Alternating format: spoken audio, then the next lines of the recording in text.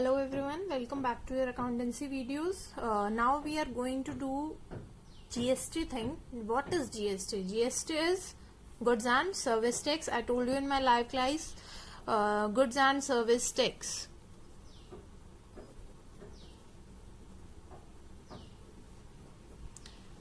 Goods and service tax is charged on interstate and intrastate transactions. Interstate and intrastate. अब ये interstate और intrastate क्या होता है, पहले भी इस चीज के बारे में हमारा डिस्कशन हुआ था. Interstate is outside the state. अगर हम अपनी स्टेट के बाहर गुड्स को सेल कर रहे हैं या परचेज कर रहे हैं वहां से, that is interstate transaction. Intrastate is with in the state. State के अंदर ही हम अपनी सेल या परचेज कर रहे हैं. तो हम कौन सा टैक्स अप्लाई करेंगे? When the transaction is interstate, that is outside the state, the GST applicable is IGST. Now what is IGST? IGST stands for Integrated Goods and Service Tax. अगर आपसे IGST बोला जाए तो IGST की आपको full form पता होनी चाहिए. Integrated goods and service tax which is applicable on interstate transaction, that is outside the transaction. If I am preparing accounts of a business firm which is in Delhi, so if we are dealing with a business firm situated in Kolkata or Haryana or Punjab, that will be interstate transaction and the GST applicable will be IGST. Similarly, when we are dealing within the state, for example, Punjab की आप बात कर रहे हो, आपकी जो business firm है वो लुधियाना में है. If you are dealing with some other party who is in Chandigarh और who is in Jalandhar, so that will be within the state. Within the state अगर हम डील कर रहे हैं तो दो जीएसटी एप्लीकेबल होंगे. कौन कौन से? एक तो सीजीएसटी और एक एसजीएसटी. अब सीजीएसटी और एसजीएसटी की भी हमें फुल फॉर्म पता होनी चाहिए. CGST stands for central Goods and Service Tax. Similarly, SGST stands for State Goods and Service Tax. इसको पढ़ के हमें ऐसा लग रहा है कि अगर हम स्टेट के बाहर अप्लाई करते हैं अपनी ट्रांजेक्शन्स को तब IGST यानी कि एक ही टैक्स लग रहा है, बट अगर हम स्टेट के अंदर ही डील करें तो दो जीएसटी लग रहे हैं. तो क्या मेरे पे टैक्स का बर्डन बढ़ जाएगा अगर मैं स्टेट के अंदर या स्टेट के बाहर करूं deal? So the answer is no. हमारी जो IGST का रेट है दैट इज जनरली एट 12% और एट 18%. ये आपको क्वेश्चन के अंदर मेंशन होगा, आप कुछ याद नहीं करना. क्वेश्चन के अंदर बताया होगा IGST इज एप्लीकेबल एट 12% और 18%. Some goods are having taxes at a higher rate and some other are having GST at a lower rate. तो क्वेश्चन टू क्वेश्चन डिपेंड करेगा. जो हमारा IGST है उसी का ही आधा मैं मानूंगी मेरा CGST है, उसी का ही आधा मेरा SGST. So if the rate there is 12%, तो मैं बोलूंगी मेरा CGST भी 6% है और SGST भी 6% है. अगर मैं बोलूं 18% है तो ये क्या हो गया मेरा 9%. CGST एंड SGST की कैलकुलेशन हम करते हैं वो सेम होता है अमाउंट, क्योंकि हम स्टेट के अंदर ही डील कर रहे हैं. हमारे दो टैक्सेस एप्लीकेबल हैं, CGST and SGST. Central goods and service tax, state goods and service tax. वो हमारे क्वेश्चन के अंदर रेट गिवन होगा, उस रेट के हिसाब से आपने कैलकुलेशन करनी है.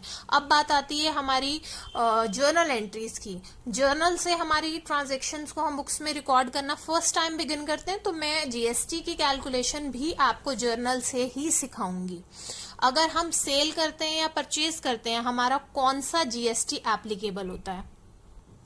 अगर आप बात करो परचेज की, उसी की सेम कैटेगरी होती है एक्सपेंसेस, उसी की सेम कैटेगरी होती है असेट्स. मतलब हम खर्चा कर रहे हैं तब हमारे लिए जो GST होगा that will B input GST. Input GST मैंने बोल दिया। अब अगर इनपुट सीजीएसटी एसजीएसटी है, आपको ये वर्ड कॉमन रखना है कि अगर मैं गुड्स परचेज कर रही हूँ, मेरे कोई एक्सपेंसेस हैं, मेरे कोई असेट्स हैं, इन सब के साथ में इनपुट जीएसटी आएगा। अगर वो विद इन द स्टेट है तो सीजीएसटी एंड एसजीएसटी अप्लाई कर देंगे, अगर वो आउटसाइड द स्टेट है तो आईजीएसटी अप्लाई कर देंगे। सेल्स का उल्टा क्या होता है? परचेज। परचेज के बारे में मैंने आपको बता दिया, तो अब मैं उन्हीं सारी टर्म्स को उल्टा कर रही हूं। परचेज का उल्टा सेल्स, एक्सपेंस का उल्टा इनकम, और असेट्स का उल्टा लायबिलिटी। इन सब के केस में जो जीएसटी एप्लीकेबल होता है उसको हम बोलते हैं आउटपुट जीएसटी। मतलब आउटपुट जीएसटी हमारा लगेगा, हम सेल कर रहे हैं फॉर एग्जाम्पल गुड्स, तो सेल्स को क्रेडिट करने के साथ साथ मुझे आउटपुट जीएसटी को भी क्रेडिट करना है, चाहे वो आउटपुट सीजीएसटी एसजीएसटी हो या फिर आउटपुट आईजीएसटी हो। सेम वेज अगर मैं परचेज डेबिट कर रही हूँ तो मुझे परचेज के साथ इनपुट जीएसटी को भी डेबिट करना पड़ेगा। फॉर एग्जाम्पल हमने एक ट्रांजेक्शन पढ़ी थी, sold goods of ₹5,000 to Mohan. इतनी ट्रांजैक्शन अगर हम पढ़ रहे थे तो हमारे यहाँ पे नेम ऑफ द पार्टी था, हमने माना कि नेम ऑफ द पार्टी है और हमारी ट्रांजैक्शन क्रेडिट पे है, हम एंट्री करते Mohan debit to sales account 5,000। But in this case I am saying CGST and SGST applicable at the rate of 6%। ये आपको क्वेश्चन के अंदर मेंशन कर दिया है कि the transactions within the state are having CGST and SGST at 6%। तो हमारी ट्रांजेक्शन पे क्या इम्पैक्ट आ जाएगा?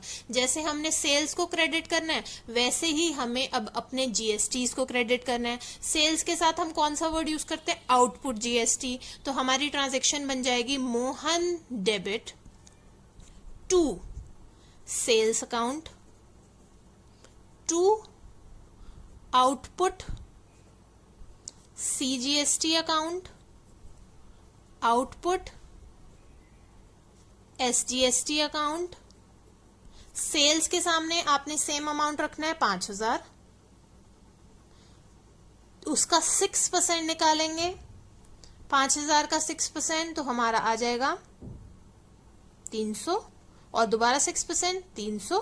तो मेरा मोहन अल्टीमेटली कितने से डेबिट हो रहा है? 5,600 से। तो यहाँ पे समझने का मतलब ये है कि जब ट्रांजैक्शन के अंदर जीएसटी भी हो तो हम उसको सेल्स को क्रेडिट करते टाइम जीएसटी को क्रेडिट किया हमने क्रेडिट साइड पे, आउटपुट जीएसटी आएगा सेल्स के टाइम पे for sure. With in the state थी तो हमने सीजीएसटी एंड एसजीएसटी दोनों ही एप्लीकेबल कर दिए। अपनी क्रेडिट साइड का टोटल किया और उसको लिख दिया डेबिट साइड में मोहन डेबिट। अगर मैं यहां पे एक और एग्जांपल लूं, goods lost due to fire ₹10,000। 10,000 के हमारे गुड्स जो थे they were lost due to fire, और मैं बोल रही हूं they were purchased from a state outside your own. आप अपनी स्टेट के बाहर से उन जीएसटी को पे करके 12% के हिसाब से उनको आपने खरीदा था। अगर मैं यहाँ पे जीएसटी छोड़ दूं तो मेरी ट्रांजैक्शन यहाँ पे क्या बनती? Loss due to fire account debit to purchases account, यही हमारी ट्रांजैक्शन बनती। परचेजेस अकाउंट में हमारा 10,000 का बैलेंस है। अब अगर आपका क्वेश्चन है जीएसटी का, आपको पता है आपने जब गुड्स परचेज किए थे तो परचेज अकाउंट डेबिट किया था, और परचेज के साथ में कौन सा जीएसटी आता है? इनपुट जीएसटी आता है। हमने वहां पे परचेज के टाइम पे इनपुट आईजीएसटी को भी डेबिट किया होगा। बट ये क्वेश्चन क्या है कि हमने परचेज किए हुए गुड्स का लेवल कम करना है because they are no more available for reselling purpose. हम उनको परचेज को क्रेडिट कर रहे हैं। तो जैसे मैंने परचेज को क्रेडिट किया मैं उसके साथ साथ इनपुट आईजीएसटी को भी क्रेडिट करूंगी। 10,000 का 12% हमने कैलकुलेट किया, 1,200 रुपए। अब लॉस ड्यू टू फायर मेरा टोटल अमाउंट हो गया 11,200। आफ्टर दिस एक और हम एग्जाम्पल ले रहे हैं, goods withdrawn for personal use of ₹2000। अगर मैं ये वाली आपसे एंट्री पूछूं, हम इसकी एंट्री क्या बताते? Drawing account debit to purchases account, right. But अब क्योंकि ये जीएसटी का क्वेश्चन है, आपको क्वेश्चन में बता दिया दैट IGST वॉज देयर जब आपने ये गुड्स परचेज किए थे एट द रेट ऑफ 18%, तो हम परचेजेस अकाउंट में तो 2000 ही रखेंगे।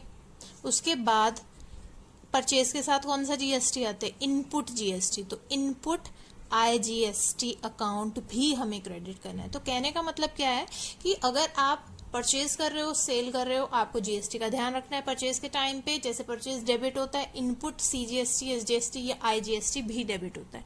जब आप एंट्री रिवर्स करते हो ना, परचेज अकाउंट क्रेडिट कर देते हो, तो इनपुट GST भी साथ में क्रेडिट हो जाता है। अब आपने 2000 का 18% कैलकुलेट करना है। 2000 का 18% हमने कैलकुलेट कर लिया, आ गया 360। तो आप यहाँ पे ड्रॉइंग अकाउंट में 2360 का अमाउंट लिखोगे। क्या हमने करना कि अपने कैलकुलेशन के हिसाब से। अब नेक्स्ट मैं आपको एक एग्जांपल दे रही हूं। Paid rent by cheque ₹5000 for office branch situated in Mumbai. हम मुंबई की बात कर रहे हैं, बट जिसके हमने अकाउंट्स बनाए थे वो दिल्ली में था। मतलब हम स्टेट के बाहर रेंट पे कर रहे हैं। स्टेट के बाहर अगर हम रेंट पे करेंगे तो IGST एप्लीकेबल होगा, यस। अगर मैं यहाँ GST का क्वेश्चन नहीं होता तो हम एंट्री क्या करते?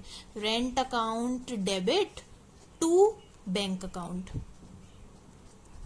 बट क्योंकि हम रेंट के साथ साथ GST भी पे कर रहे हैं, rent is your expense, expense के साथ में इनपुट GST भी डेबिट करना है। आउटसाइड द स्टेट है तो IGST अकाउंट डेबिट। रेंट में 5000 ही आएगा, पर 5000 का 12% हम कैलकुलेट करेंगे। कैलकुलेट करके उसके बाद हम ये अमाउंट पुट कर देंगे टोटल करके बैंक के सामने कि मैंने 5000 रेंट के, 600 रुपए IGST के, टोटल 5600 रुपीज पे किए। Let's take one more example. Received commission ₹10,000 और आपने ये within the state receive किए। CGST SGST भी है इस क्वेश्चन के अंदर एट द रेट ऑफ 6%। आपको कहीं भी बैंक का नाम नहीं लिखा तो हम एज्यूम करेंगे कैश पे ट्रांजेक्शन है हमारी। नॉर्मल इस ट्रांजेक्शन को हम लिखते बिना GST के तो एंट्री बनती cash account debit to commission account. अब cash account debit to commission account तो लिखना ही है, बट अभी मैंने आपको लास्ट पेज पे क्या बताया था कि जैसे एक्सपेंसेस के साथ में इनपुट GST आता है, इनकम के साथ में आउटपुट GST आता है, तो हमने कमीशन बीइंग योर इनकम उसको क्रेडिट किया। तो इसके साथ साथ अब हमें क्या करना है? GST को भी क्रेडिट करना है। तो हम टू कमीशन अकाउंट के साथ साथ लिखेंगे to output CGST account, to output SGST account. Commission कितना है? 10,000 का, 10,000 लिख देंगे। 10,000 का 6% आपने कैलकुलेट किया, 600 यहाँ आ गए, 600 यहाँ आ गए। CGST और SGST सेम होता है। टोटल करेंगे 11,200, ये आ जाएगा हमारा कैश अकाउंट में। Being commission received with GST, CGST, SGST। हम GST इसके साथ में कमीशन को रिसीव कर रहे हैं। अब आपको सिंपल ट्रांजैक्शन मैंने बता दी। जब हम सेल या परचेज करते हैं तो परचेज के टाइम पे इनपुट GST और सेल्स के टाइम पे आउटपुट GST लगता है। बट व्हाट इफ क्वेश्चन के अंदर ट्रेड डिस्काउंट, कैश डिस्काउंट, ये सब चीजें भी गिवन है। तो अब एक उसका एग्जाम्पल ले लेते हैं।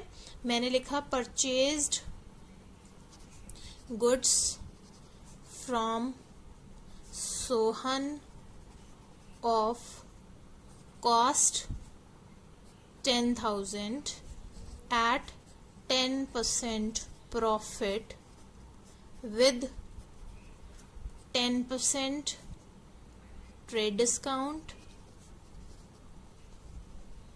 and 10% cash discount. ऐसा क्वेश्चन हमें गिवन है. The payment was made by check. Payment was made by cheque, तो इसका मतलब कैश डिस्काउंट लगेगा. अब इस क्वेश्चन में हमें सॉल्व कैसे करना है. हमें क्वेश्चन में बता दिया CGST SGST are there at the rate of 6%. हमें सबसे पहले पता है कि कॉस्ट के अंदर अगर हम प्रॉफिट को ऐड करते हैं तो वो बनता है लिस्ट प्राइस. तो मेरा लिस्ट प्राइस क्या आएगा, 10,000 में पहले मुझे 10% यानी कि 1,000 ऐड करना है, तो मेरा लिस्ट प्राइस बन गया यहाँ पे 11,000. अब आपकी सीक्वेंस क्या होगी, आप लिस्ट प्राइस में से सबसे पहले माइनस करोगे ट्रेड डिस्काउंट. ट्रेड डिस्काउंट का रेट हमें गिवन है 10%. 11,000 का 10% 1100 हम माइनस कर लेंगे, 9,900 आ गया. अब जो जीएसटीज एप्लीकेबल होंगे वो इस वैल्यू पे एप्लीकेबल होंगे. पहले हम इनका 6% निकालेंगे, वो ऐड करेंगे. Add CGST at 6%, SGST at 6%. फिर जो वैल्यू आएगी उसके ऊपर हमने कैश डिस्काउंट माइनस करना है 10%. तो कहने का मतलब क्या है, आपकी सीक्वेंस क्या होती है, सबसे पहले कॉस्ट में हम ऐड करते हैं प्रॉफिट, तो वो बनता है हमारा लिस्ट प्राइस. लिस्ट प्राइस में से सबसे पहले डिस्काउंट को माइनस किया जाता है. कौन से वाला, ट्रेड डिस्काउंट. जो ट्रेड डिस्काउंट माइनस करने के बाद में वैल्यू आती है, इस वैल्यू के ऊपर आप जीएसटी कैलकुलेट करोगे, चाहे CGST SGST हो या फिर IGST. किस वैल्यू पे, ट्रेड डिस्काउंट माइनस करने के बाद जो वैल्यू आई, फिर इस पे GSTs ऐड करने के बाद हमारा प्राइस बनेगा जो एक्चुअल में एप्लीकेबल है. उसके ऊपर हम कैश डिस्काउंट माइनस करके फाइनल पेमेंट करेंगे. अब आपने सेम वही किया, 9,900 का जो अमाउंट था उसका 6% निकाला, वही CGST है SGST है. इसको ऐड करने के बाद जो वैल्यू आई 1108 कैश डिस्काउंट अब इस पे एप्लीकेबल होगा. 11,088 का अगर मैं 10% निकालूं तो बनेगा 1108.8. पॉइंट के बाद 5 से बड़ा डिजिट है तो मैंने उसको राउंड ऑफ करके 1109 कर दिया. If I deduct cash discount from this तो मेरे पास आएगी फाइनल पेमेंट. अब बात आती है इस एंट्री को पुट करने की. सबसे पहले हमने देखा था, हमने गुड्स परचेज किए थे, कॉस्ट में प्रॉफिट ऐड किया, वैल्यू आई, उसमें से ट्रेड डिस्काउंट माइनस किया, वैल्यू आई. अब हम इसको जो ट्रेड डिस्काउंट माइनस करने के बाद जो ये आपकी वैल्यूज हैं इसको लिखेंगे परचेज अकाउंट के सामने. 9,900 मेरा CGST SGST कितना है, 594 एक्चुअल में मेरी बैंक से पेमेंट कितने की जा रही है, 9,979 की, और मुझे डिस्काउंट कितना मिल रहा है, 1,109. बस इन अमाउंट्स को पहले वर्किंग नोट्स में आप कर लोगे रफ वर्क में, उसके बाद आपने फाइनल अपनी एंट्री बनानी है. और इस एंट्री को बनाते टाइम बहुत ध्यान रखना है. क्यों, क्योंकि हमारी बैंक से जो पेमेंट जा रही है वो बैंक के सामने आएगी. जितना डिस्काउंट है, क्योंकि कैश डिस्काउंट तो रिकॉर्ड करते हैं तो वो डिस्काउंट रिसीव्ड वाले कॉलम में आया. ट्रेड डिस्काउंट हम रिकॉर्ड ही नहीं करते, इसीलिए हमने ट्रेड डिस्काउंट माइनस करके जो वैल्यू है उसको अपना परचेजेस माना. अगर ये क्वेश्चन जीएसटी का नहीं होता तो हम सीधा लिखते purchase account debit to bank account to discount received. क्योंकि यहाँ पे हमारी सीक्वेंस क्या है, आफ्टर ट्रेड डिस्काउंट जो वैल्यू होगी GST will be calculated on that always.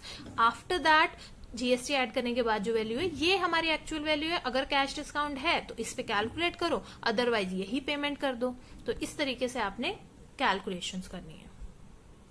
अब एक और एग्जाम्पल से हमारा क्लियर हो जाएगा. एक मैंने यहाँ पे क्वेश्चन लिया, sold goods to Aman of ₹1 lakh list price with IGST 18%, half payment was received immediately. और यहाँ पे हमारा ट्रेड डिस्काउंट है 5% का, कैश डिस्काउंट है 10% का। जब भी आपको क्वेश्चन के अंदर ये इन्फॉर्मेशन गिवन है कि half payment was received immediately, तो हमें कैश डिस्काउंट हाफ पेमेंट पे ही एप्लीकेबल करना होता है। उससे पहले हमारा क्या प्रोसीजर है, हमें तो ट्रेड डिस्काउंट और आईजीएसटी को कंसीडर करना है। सबसे पहले आपने लिखा लिस्ट प्राइस 1 लाख। सबसे पहले लिस्ट प्राइस में से क्या माइनस करते हैं, ट्रेड डिस्काउंट। ट्रेड डिस्काउंट का रेट कितना है, 5%। हमने इसका 5% निकाला, आ गया 5000, वो डिडक्ट कर दिया। अब ये वैल्यू कितनी आई, 95,000। After deducting trade discount next sequence will always be GST. इसके अंदर हम कैलकुलेट करेंगे आईजीएसटी एट 18% और उसको एड अप कर देंगे। अब 95,000 का आपने 18% निकालना है, हमारे पास 18% कैलकुलेट करने पे आ जाएगा 17,100। अब ये जीएसटी की वैल्यू हम इसमें ऐड कर देंगे, तो मेरी टोटल वैल्यू कितनी बन गई, 1,12,100। इसके मुझे क्या करने हैं, 2 पार्ट करने हैं। क्यों, क्योंकि 50% वॉज रिसीव्ड इमीडिएटली, तो उस पे तो कैश डिस्काउंट एप्लीकेबल होगा। बाकी 50% जो ट्रांजेक्शन थी वो क्या है, क्रेडिट पे, तो हम जो कैश डिस्काउंट लगाएंगे सिर्फ 50% पे लगाएंगे, बाकी 50% पे नहीं लगाना। तो अब हमने कैलकुलेट करा और इसके अंदर ऐड कर दिया। अब 2 पार्ट मैंने किए, 50%। 1,12,100 रुपए का अगर मैं 50% करूं आएगा 56,050, 56,050। अब क्योंकि क्वेश्चन के अंदर बोला है कि cash discount is provided eight the rate of 10%, but वो तो हमें सिर्फ हाफ पेमेंट पे लगाना है, तो हमने हाफ पेमेंट के ऊपर कैश डिस्काउंट लगाया। 56,050 का अगर 10% निकालें तो 5605 आएगा। माइनस करने के बाद ये आ रही है मेरी अल्टीमेट पेमेंट जो मैं कैश में रिसीव कर रही हूं। ये वाली जो मेरी पेमेंट है, दिस इज अमाउंट ड्यू। तो हम इसको सॉल्व कैसे कर रहे हैं, मैंने यहाँ पे स्टेटमेंट बनाई है, कैश अकाउंट डेबिट, अमन डेबिट क्योंकि फ्यूचर में उससे लेना है, डिस्काउंट अलाउड अकाउंट डेबिट, यहाँ पे सिर्फ कैश डिस्काउंट जाता है क्योंकि ट्रेड डिस्काउंट को हम रिकॉर्ड नहीं करते, to sales account, to output IGST. बस देख देख के अमाउंट लिखते जाएंगे। Cash account debit, cash received कितना था, 50,445। डिस्काउंट अलाउ कितना था, 5605। अमन से कितना अमाउंट ड्यू है, 56,050। सेल्स हमने कितनी की थी, ट्रेड डिस्काउंट माइनस करने के बाद जो वैल्यू होती है वो हमारी एक्चुअल सेल्स बुक्स में रिकॉर्ड होती है, वो कितनी थी, 95,000। हमने लिख दिया 95,000। हमने 95,000 का 18% निकाला था, आउटपुट जीएसटी था। सेल्स के साथ हमेशा आउटपुट आईजीएसटी आता है, तो हमने आउटपुट जीएसटी लिखा 17,100। हमेशा डेबिट और क्रेडिट साइड आपकी इक्वल होंगी, आप उसको रीचेक भी कर सकते हो अपने अमाउंट्स को कि कहीं कोई मिस्टेक नहीं हुई। सो being goods sold to Aman, half payment received in cash together with cash discount of 10%। कोई भी आपकी नरेशन बन जाती है, नरेशन की लैंग्वेज इंपॉर्टेंट नहीं होगी बट नरेशन लिखना जरूरी है। So that's it for today's video. In this video I have taught you GST questions. अभी मैंने आपको बैक एक्सरसाइज के क्वेश्चन नहीं, खुद ही क्वेश्चन फ्रेम करके हर चीज समझाइए। ट्रेड डिस्काउंट हो, कैश डिस्काउंट हो, सीजीएसटी, एसजीएसटी हो या आईजीएसटी हो, तो हमारे क्वेश्चन के ऊपर क्या इम्पैक्ट पड़ेगा। आई होप ये सीक्वेंस सभी को याद रहेगी कि यहाँ तो लिस्ट प्राइस गिवन था, कई कई क्वेश्चन में लिस्ट प्राइस नहीं होता, तो हम सबसे पहले कॉस्ट में प्रॉफिट ऐड करके उसको लिस्ट प्राइस में कन्वर्ट करते हैं, फिर उसमें से ट्रेड डिस्काउंट माइनस करते हैं, तब आता है एक्चुअल सेल या परचेज का अमाउंट जो बुक्स में रिकॉर्ड होगा। उसके बाद हमें कैश डिस्काउंट नहीं लगाना, हमें पहले जीएसटी लगाना है। हमने जीएसटी, आईजीएसटी था तो उसको ऐड किया। Because in this question half payment was received, so हमने उसके 2 पार्ट करके हाफ हाफ में डिवाइड कर दिया। हाफ पेमेंट पे कैश डिस्काउंट लगाया, बाकी half as it is due कर दी, और उसके बाद हमारी जर्नल एंट्री बन गई। In my next video I will explain the questions, practical problems are given in your book, वो मैं जीएसटी के क्वेश्चंस आपको सॉल्व कराऊंगी। तब तक आप अपनी बुक में जो जीएसटी की सारी एंट्रीज हैं उनको लर्न करके बैठोगे। In my live class also I will ask from each one of you journal entries with GST.